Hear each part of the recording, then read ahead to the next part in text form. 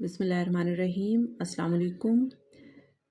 آج ہم Cambridge O level Urdu paper 3248 اس کا پیپر 1 ہے، ریڈنگ اینڈ رائٹنگ، اس کی مشق نمبر 4 کرنی ہے آج ہم نے۔ یہ مئی جون 2024 کا یہ پیپر ہے۔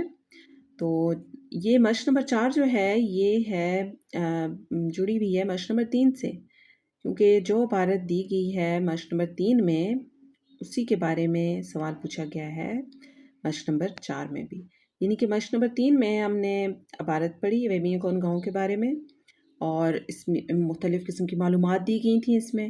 اب یہی جو معلومات ہیں، یہی جو عبارت ہے، اسی کو ہم نے دیکھنا ہے اور خلاصہ تحریر کرنا ہے۔ تو مشق نمبر 4 جو ہے اس میں ہم نے صرف خلاصہ لکھنا ہے، 100 الفاظ پر مشتمل ہمارا جو ہے وہ خلاصہ ہونا چاہیے، اور خلاصے میں ہم نے اپنے الفاظ میں تحریر کرنا ہے، اور مواد کے 4 نمبر ہیں، اور طرز تحریر اور صحیح زبان کے 6 نمبر دیے جائیں گے۔ تو یہ ہم نے ابھی خلاصے کے بارے میں دیکھیں۔ اب 2 چیزیں ہمیں انہوں نے کہی ہیں، ایک تو ہے مخصوص رہن سہن، اس کے بارے میں خلاصے میں ہم نے ذکر کرنا ہے اس چیز کا، اور دوسرا جو ہے وہ ہے گاؤں میں حکومت کی جانب سے کیے گئے اقدامات۔ تو ہم نے ٹو دا پوائنٹ رہنا ہے، ان 2 چیزوں کو ہی ڈسکس کرنا ہے، کیونکہ 100 الفاظ کا خلاصہ ہے، اور کوشش کرنی ہے کہ ایکسیڈ نہ کریں، 100 110 اس کے درمیان رہیں ہمارے جو الفاظ ہیں۔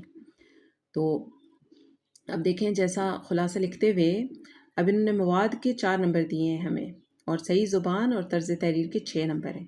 اس کا مطلب ہے کہ ہم نے زیادہ کوشش کرنی ہے کہ زبان بھی ایسی استعمال ہو جو کہ بہت مناسب الفاظ ہوں، ان کا استعمال ہو، اور طرز تحریر بھی بہت مناسب ہو۔ تو اسٹف تو ظاہر ہے ہم نے یہیں سے لینا ہے، اسی عبارت کو استعمال کرنا ہے، اور ایکوریٹ اسٹف لینا بھی جو ہے یہ بھی ہم چیک کیا جائے گا کہ اب ہم نے ان 2 چیزوں کو ہی ڈسکس کرنا ہے۔ تو سب سے پہلے ہم نے صرف اتنا سا بتانا ہے کہ اویمیا کون ایک ایسا دنیا میں ایک ایسا گاؤں ہے جو انتہائی جو سرد مقام ہے، جو یہ سب سے سرد مقام ہے جہاں انسانی آبادی ہے، یہ بھی ہم کہہ سکتے ہیں۔ اس کے بعد ہم چلیں گے کہ اب اس میں کیا کچھ رہن سہن کیسا ہے، تو رہن سہن کو ہم نے بتانا ہے۔ تو وہاں کا رہن سہن باقی دنیا سے اکثر مختلف ہے، گھروں میں بیت الخلاء تک نہیں بنایا جا سکتا، اور پورے گاؤں کے مویشیوں کو اکٹھا کر کے ایک جگہ پر رکھا جاتا ہے تاکہ وہ اپنے جسمانی درجہ حرارت کے ذریعے گرم رہ سکیں، اور ان کے کھانے کے لیے جھاڑیاں ہی میسر ہوتی ہیں۔ یہ ہم نے لکھ دیا انسانوں اور بیت الخلاء اور مویشیوں کے بارے میں۔ اس کے بعد گوشت اور مچھلی وغیرہ کے خراب ہونے کا اندیشہ نہیں ہوتا، اس لیے انہیں بغیر ریفریجریٹر کے رکھ دیا جاتا ہے، یوں ہی پڑا رہنے دیا جاتا ہے، یعنی فریج یا ریفریجریٹر کی ضرورت نہیں ہوتی ہے۔ اب اس کے علاوہ گاڑیوں کے بارے میں بتایا گیا کہ گاڑیوں کو گرم گیراج میں نہیں رکھا جاتا، بلکہ گرم گیراج میں رکھا جاتا ہے، یعنی باہر کھلی فضا میں نہیں رکھا جاتا۔ تو یہ جو ہے گاڑیوں کے بارے میں پتہ چل گیا۔ پھر اس کے علاوہ جو ضرورت کی اشیاء ہیں وہ تمام گاؤں کے لوگ ایک ہی دکان سے خرید لیتے ہیں، کیونکہ باہر جانا یا سفر کرنا ان کے لیے بہت مشکل ہے برف میں، اس وجہ سے یہ ان کے رہن سہن میں شامل ہے یہی بات۔ پھر گاؤں میں جو حکومتی اقدامات ہیں، اب ان کا ہم ذکر کریں گے اس کے بعد، کہ حکومت کی طرف سے گاؤں میں ایک ہیٹنگ سسٹم نصب کیا گیا ہے، یا ہیٹنگ سسٹم لگایا گیا ہے یا قائم کیا گیا ہے تاکہ سارا سال گھروں کو گرم رکھا جا سکے۔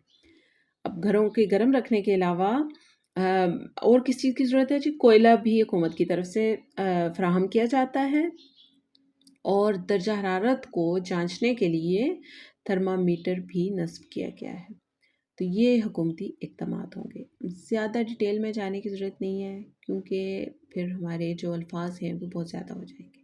اتنا سا آپ خلاصہ لکھیں گے تو انشاءاللہ اگر آپ الفاظ کا چناؤ اچھا کریں گے تو انشاءاللہ پورے نمبر آپ کو مل جائیں گے آرام سے۔ بہت بہت شکریہ۔